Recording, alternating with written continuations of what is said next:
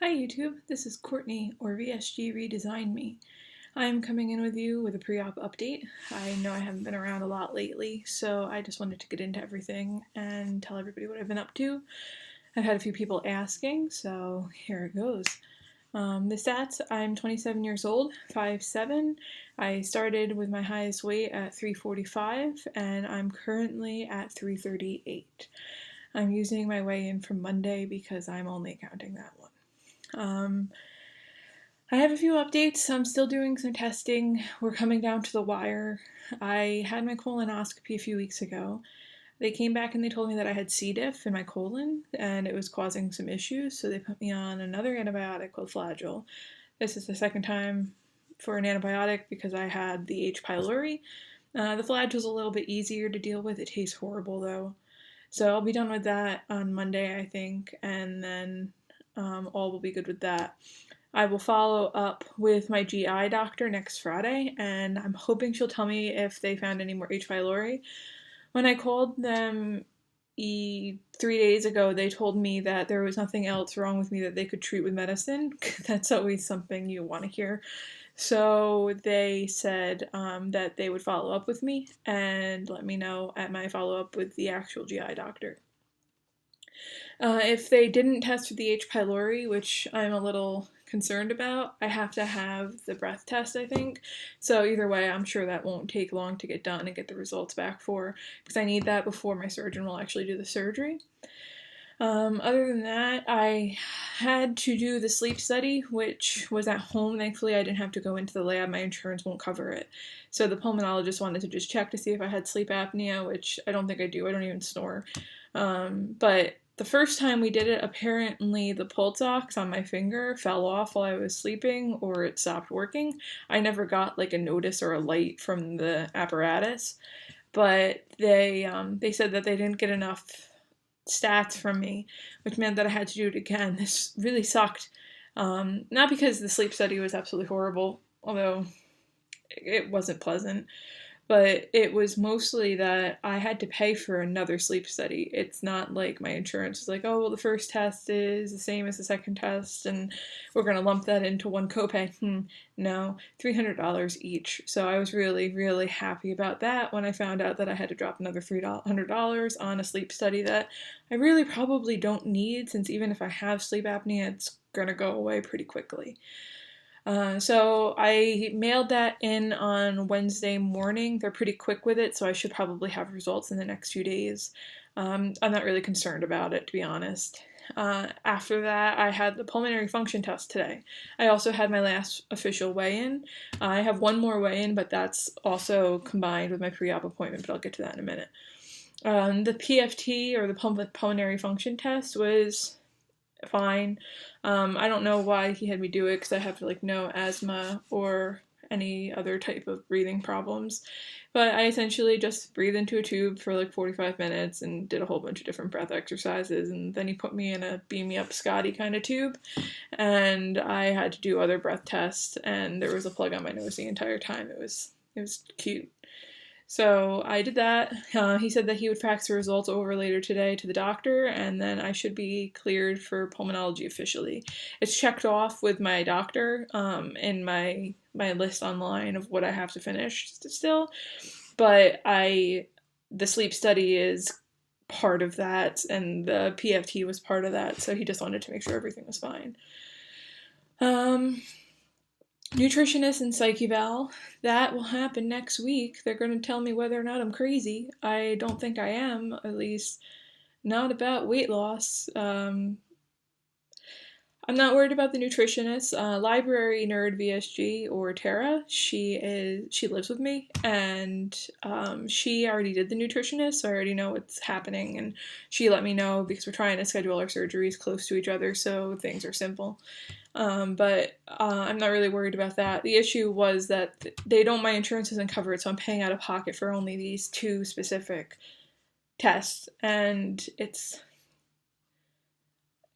is what it is. So I just have to get that done next week once I get paid, and then after that, I will only have my pre-op appointment left. That's it. Pre-op appointment. I never thought the 6 months would end. here they are. I don't know where the time went. I talked to my patient advocate today, and I asked her where he's scheduling for December, because I mentioned in my last video that I was probably going to be delayed with my surgery. I'm not sure yet. We're going to submit all my paperwork on December 1st. They won't schedule my surgery until my insurance approves the surgery, and they say it can take up to 2 weeks.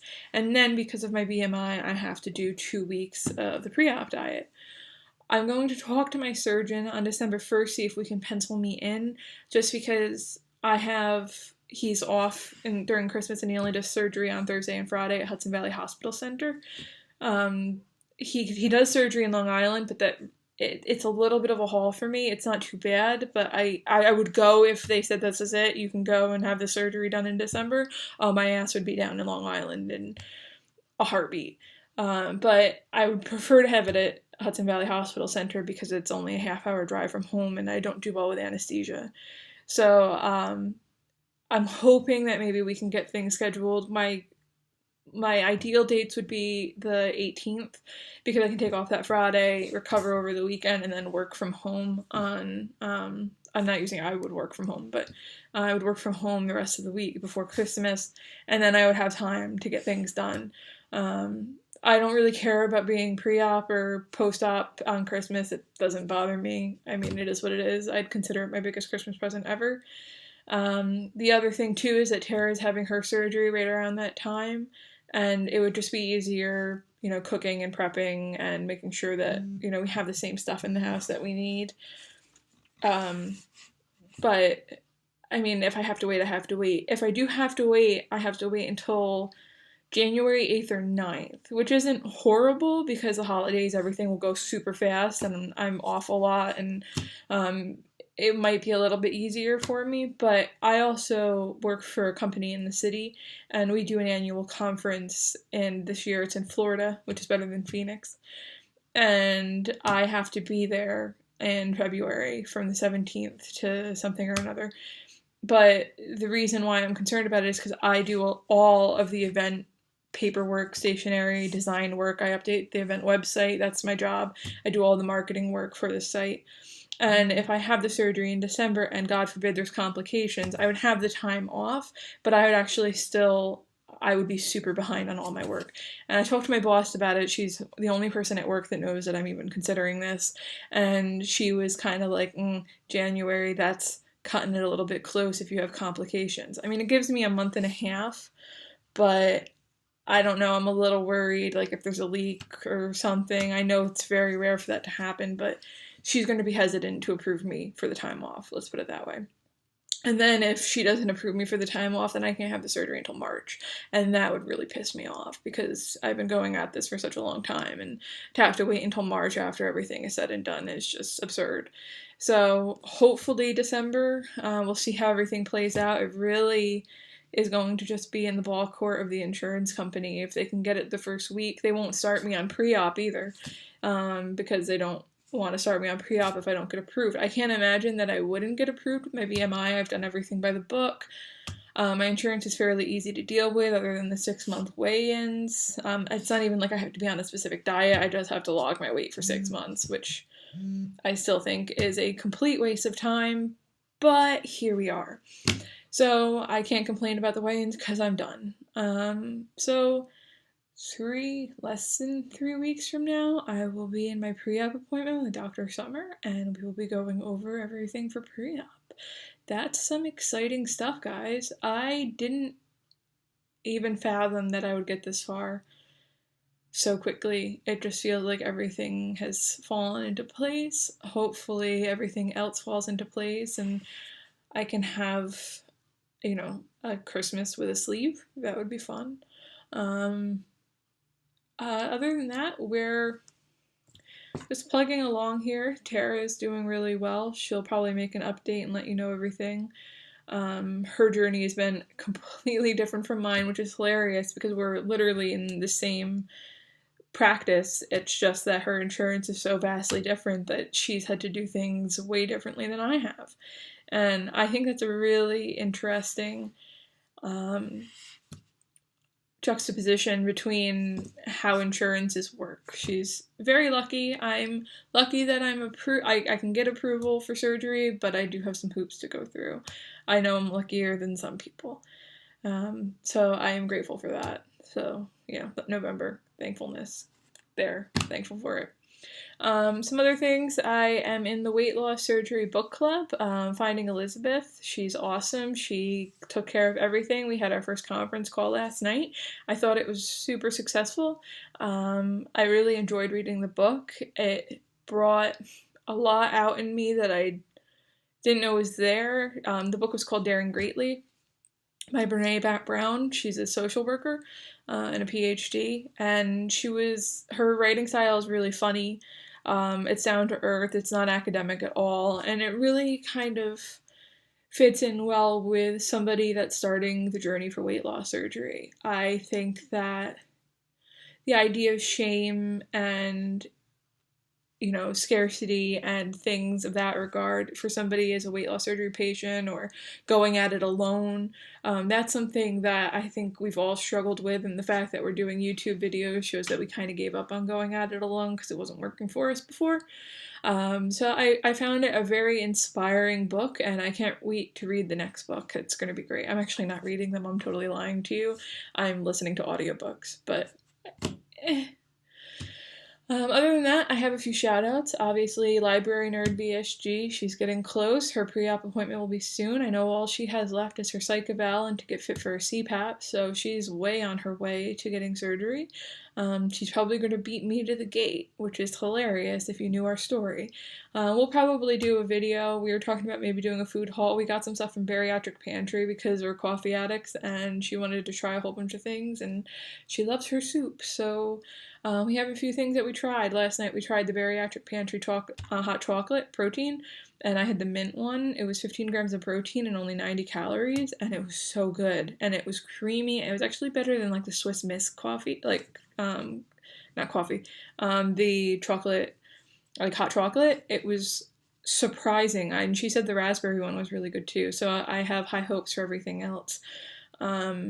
Other people that I wanted to shout out to is Hardboiled Heather. She mentioned me in one of her videos, which I thought was super sweet. She's rocking it. She's totally showing up and inspiring everybody. And if you're not watching her, you definitely need to stop this video and go over and check her out because she has awesome product reviews and she hasn't been wrong yet about things that I've tried after her. So I'm excited to see her journey. Also, my fellow New Yorker, he's going to surgery soon, like next week early. He's almost there, and he's lost 100 pounds already. Are you kidding, Walter? 100 pounds before you even go under the knife? You are a beast, sir, a beast. If you need anything, let me know. I drive past Columbia almost every day, so if you want another fellow YouTuber coming by and saying hi, or even if, whatever, if you want to talk, I'm in New York. I'm here. So is Library Nerd. We're around for you. Finding Elizabeth, obviously I talked about her. She's awesome. Check her out. And then Rockin' Robin VSG. She is so cool, and she really opened up herself to the world this week and told everybody about her previous struggles, and I admire that a lot. That takes a lot of guts. I don't have those guts. So congratulations to you for being brave enough to open up. It's really awesome. I'm sure there are other people that I should mention. I'm really excited about the new Fat Kings. Walter, Spike, that's great. Oh my god, that's going to be so cool to see. I couldn't have picked better people. Other than that, I keep saying other than that, and there are no others. That's it. This is me rambling for 14 minutes because I'm a New Yorker and I talk a lot, I guess. So thank you everybody for your support and your questions, and I can't wait to get on the loser bench with you guys in in a month and a half, hopefully, and if not, in 2 months. 2 months. So here we go, 8 weeks, and we're almost there. Have a great weekend. I hope everybody is getting out and doing something and enjoying the fall weather before it gets too miserable. And I will be in touch after my Psychobel and my nutritional evaluation to let you guys know how that went. Bye!